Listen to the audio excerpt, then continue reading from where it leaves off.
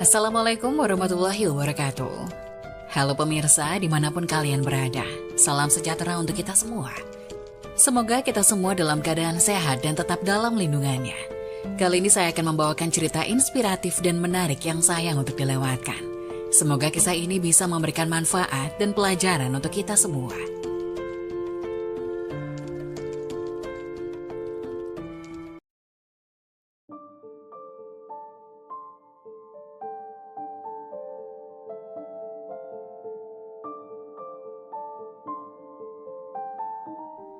Wajib tahu, inilah ciri-ciri sholat bersama setan. Ternyata banyak yang tak menyadari hal ini. Bagaimana ciri-ciri sholat bersama setan? Simak penjelasannya berikut ini. Seperti diketahui, setan akan terus menggoda manusia supaya sholatnya tak sempurna. Hingga membujuk manusia agar ringan meninggalkan sholat. Karena itu Rasulullah SAW bersabda, jika panggilan sholat atau azan dikumandangkan, maka setan akan lari sambil mengeluarkan kentut hingga ia tidak mendengar suara azan. Apabila panggilan azan telah selesai, maka setan akan kembali. Dan bila iqamat dikumandangkan, setan kembali berlari. Dan jika iqamat telah selesai dikumandangkan, dia kembali lagi, lalu menyelinap masuk ke dalam hati seseorang seraya berkata, "Ingatlah ini dan itu." Dan terus saja dia melakukan godaan ini hingga seseorang tidak menyadari berapa rakaat yang sudah dia laksanakan dalam sholatnya. Hadis riwayat Bukhari. Padahal sholat adalah ibadah yang paling utama dan yang pertama kali dihisab. Tentunya setan tidak akan mudah membiarkan manusia menyembah Tuhannya. Setan akan terus menempel bersama orang yang sholat agar sholatnya tidak khusyuk. Ada orang-orang yang sholat bersama setan. Mereka adalah sebagai berikut. 1. Orang yang was-was dalam niat. Setan membuat hatinya was-wasan dan tidak yakin niatnya telah sempurna, mengulang takbir berkali-kali, hingga imam ruku bahkan sujud, ia masih saja dipermainkan setan dalam niat dan takbirnya. 2. Orang yang ingat ini dan itu. Saat tengah sholat, setan akan mendatangi manusia untuk mengingatkan berbagai urusan, hingga sholat seseorang menjadi tidak khusyuk. Dikisahkan suatu hari, Imam Hanafi didatangi seseorang yang kehilangan barang. Ia lupa menaruh barangnya. Oleh Imam Hanafi, orang itu dianjurkan untuk sholat sepanjang malam, hingga menemukan barang yang dicari. Namun baru setengah malam menjalankan sholat, setan membuatnya ingat lokasi barang tersebut. Ketika ditanya mengenai hal itu, Imam Hanafi menerangkan bahwa setan tidak akan senang apabila seseorang hamba khusyuk dalam sholatnya, sehingga setan akan membuatnya mengingat apa yang ia lupakan saat sholat. 3. Orang yang merasa ragu buang angin. Perasaan ragu buang angin atau tidak adalah sebuah gangguan yang setan hembuskan untuk mengacaukan sholat seseorang.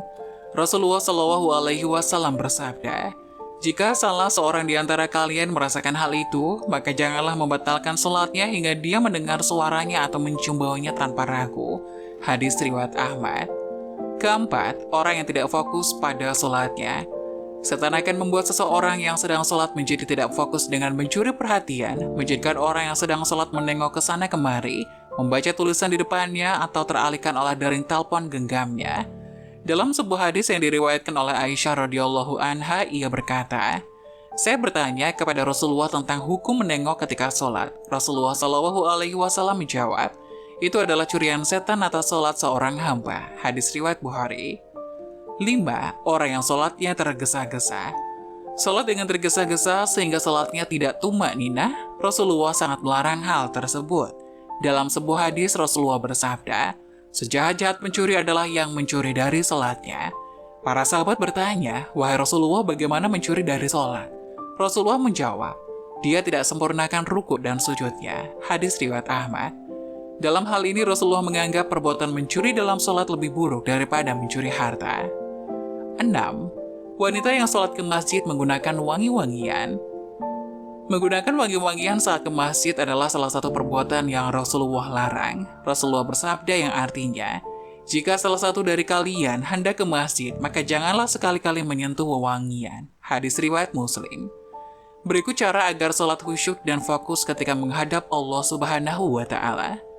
Sholat merupakan salah satu ibadah yang paling sering dilakukan oleh umat Muslim.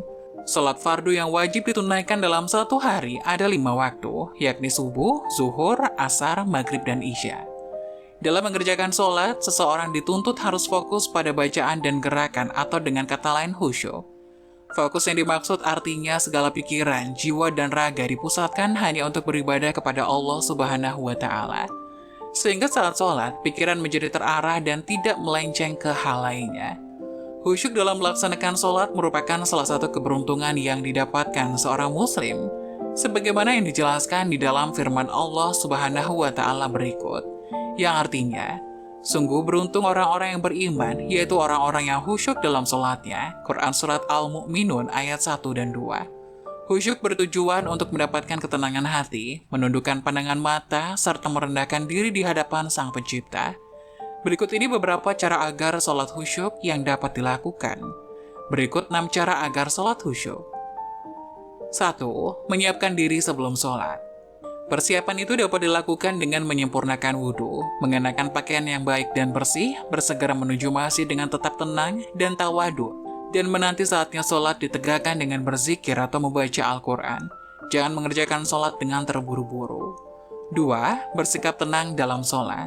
Para ulama biasa menyebutnya dengan istilah tumakninah. Lebih jelasnya adalah dengan menyempurnakan kembali posisi anggota tubuh dalam setiap gerakan sholat. Saat bertakbir, maka angkatlah tangan dengan tenang, lalu letakkan kembali pada posisinya secara sempurna. Begitupun dengan gerakan-gerakan lain dalam sholat. 3. Sholatlah sembari mengingat kematian. Cara ini dianggap cukup ampuh agar sholat menjadi lebih khusyuk. Dengan melepaskan semua ikatan-ikatan dunia serta menghadirkan kematian, akan membuat seseorang berusaha memperbaiki sholatnya menjadi lebih baik. 4. Sedikit-sedikit berusaha memahami apa yang Anda baca dalam sholat. Tanpa memahami maknanya, tidak sedikit umat muslim yang tersentuh bahkan menangis ketika membaca dan mendengar lantunan ayat suci. Tapi akan jauh berbeda rasanya dan kedalamannya bila memahami setiap makna yang terkandung di dalamnya. Oleh karena itu berusahalah untuk memahami sedikit demi sedikit arti dan makna bacaan dalam sholat agar mendapatkan kehusyukan. 5. Bertobat kepada Allah. Salat adalah momen di mana seorang hamba berkomunikasi dengan Sang Pencipta. Manfaatkan momen ini untuk bertobat atas perbuatan-perbuatan yang menyimpang dari syariat. Dengan begitu, salat seseorang akan lebih khusyuk. 6. Salat di awal waktu. Menunaikan salat secara berjamaah di awal waktu akan sangat berimbas pada tingkat kehusyukan seseorang dalam salat. Sebab waktu salat masih panjang, sehingga hati akan merasakan ketenangan dalam mengerjakannya. Berbeda halnya jika sholat dikerjakan di akhir waktu, sholatnya bisa jadi akan tergesa-gesa. Semoga penjelasan tadi dapat memberikan hikmah dan manfaat untuk menonton semuanya. Jangan lupa like, subscribe channel ini agar tidak ketinggalan video-video bermanfaat selanjutnya.